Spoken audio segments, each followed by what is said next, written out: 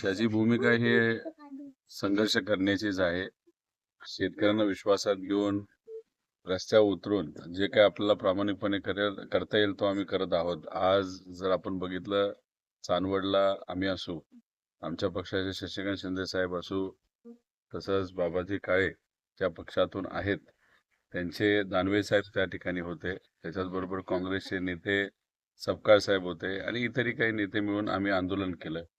याच्या आधी जेव्हा 18 तारखेला आंदोलन झालं होतं तेव्हा रेट 12-12.5 ₹15 80 पैशावर आत्ता काल नेण्यात आला. आजचं आंदोलन झाल्यानंतर कुठेतरी सरकारला कळलं की लोक फार चिडलेले आहेत आणि मग त्या अनुषंगाने उद्या मुख्यमंत्री, पणन मंत्री व कृषी मंत्री हे तिघही दिल्लीला जाणार आहेत. आता दिल्लीला जाऊन नक्कीच काहीतरी सकारात्मक होईल अशी आमची अपेक्षा आहे. पण नाशिक जिल्ह्यासाठी ₹15.80 झालेला आहे. आता इथे आमचे जे सर्व पदाधिकारी आहेत त्यांना विनंती करून कलेक्टरांना भेटण्यासाठी आम्ही सांगितलेलं आहे आणि मग कलेक्टरांची भेटून जसं नाशिकला रेट वाढवला तसं पुणे जिल्हा व इतर जिल्ह्यांमध्ये सुद्धा वाढावा अशी रिक्वेस्ट लेटर आम्ही उद्या नाही तर परवा त्या ठिकाणी देऊ. दादा, वेगवेगळ्या जिल्ह्यांसाठी वेगवेगळा भाव सरकार खुलं करतंय, हा दुजाभाव नाही का? नाही, आश्चर्य आहे, असं व्हायला नाही पाहिजे. पण शेवटी ठीक आहे, नाफेड काम करत असताना एका विशिष्ट स्टाईलमध्ये काम करतं. सरकारचं लक्ष नसल्यामुळे ही अडचण तिथे निर्माण झालेली आहे. शेवटी आम्ही आहोत, आम्ही विरोधातले असलो तरी शेतकऱ्याला न्याय देण्यासाठी प्रामाणिकपणे प्रयत्न करून त्या कलेक्टर कार्यालयाशी बोलू, नाफेडशी बोलू आणि समान भाव सगळीकडेच कसा राहता येईल यासाठी प्रयत्न करू. आपल्या आंदोलनामुळे पुढील काळात किती दिवसात फरक पडेल असं वाटतं? आता 18 तारखेचं आंदोलन झालं, 5 दिवसामध्ये ₹3.5 रेट वाढला.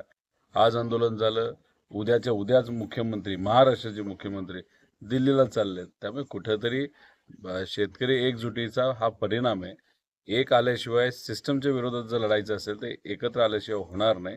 महिला अत्याचाराचे प्रश्न असू द्या, युवांच्या बेरोजगारीचे प्रश्न असू द्या, शेतकऱ्याचे असो नाही तर कोणाचे असो, एकत्र यावं लागेल, रस्त्यावर उतरावं लागेल. मगच ज्या सरकारचा माज आहे तो कुठेतरी आपल्याला उतरवतो. कॉक्रोच जनता पार्टी नावाने पक्ष उभा राहतोय सोशल मीडियाच्या माध्यमातून, काय सांगा? तो काय पक्ष उभा राहील असं नाही, पण सोशल मीडियावर एक चांगला आउटफिट तिथं सुरू झालेला आहे आणि मग सोशल मीडियावर जे कोणी सत्तेत आहेत त्यांच्या विरोधात जिथं कुठं ते चुकतात त्याच्यावर ते बोलतात आणि त्याला प्रतिसाद खूप जबरदस्त आहे.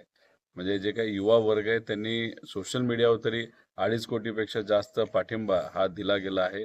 त्याच्यात आपण बघितलं, काँग्रेस कुठंतरी 1,30,00,000 आहे, भाजप 85 लाखावर आहे आणि मग अशा पद्धतीने एकाच महिन्यामध्ये एवढा मोठा प्रतिसाद जर एखाद्या सोशल आउटफिटला मिळत असेल तर ती चांगली गोष्ट आहे. आणि त्याच्यावर काही लोकांच्या हिताचे प्रश्न हे मांडले जातात, जे लोकांना कळतात, समजतात आणि सरकारला सुद्धा कुठे ना कुठेतरी त्याचं प्रेशर येत आहे.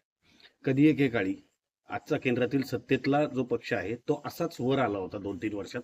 कॉक्रोच जनता पार्टी अशीच सत्तेत येऊ शकते का?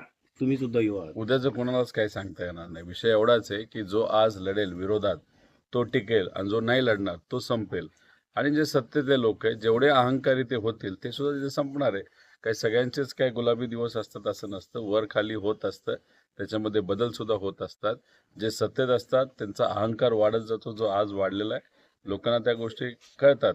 जसं देशामध्ये परिस्थिती आहे तसं श्रीलंकेत परिस्थिती होती. तिथेही काही जे सरकार चालवणाऱ्या लोकांना मात चढला होता, लोकांनी उतरवला. साधा एक व्यक्ती तिथला पंतप्रधान झाला. बांगलादेशमध्ये काय झालं हे माहिती, नेपाळमध्ये काय झालं माहिती, हंगेरीमध्ये काय झालं माहिती, सर्वेरियामध्ये काय चाललंय हे तुम्हाला माहिती आहे. आणि मग अशा पद्धतीने भारत काही वेगळा नाही, भारत मोठा देश आहे. उलट कदाचित इथं जेव्हा एखादी मुवमेंट सुरू होईल ती लगेचच स्प्रेड होईल. कारण याच्या आधी सुद्धा JP मुवमेंट जी झाली होती ती अशीच सुरू झाली होती. विद्यार्थी, युवा जेव्हा रस्त्यावर उतरायला लागतील तेव्हा मात्र ही मुवमेंट अजून जास्त स्पीडली तिथं धरेल. जो लढेल तो टिकेल, जो नाही लढणार तो संपेल.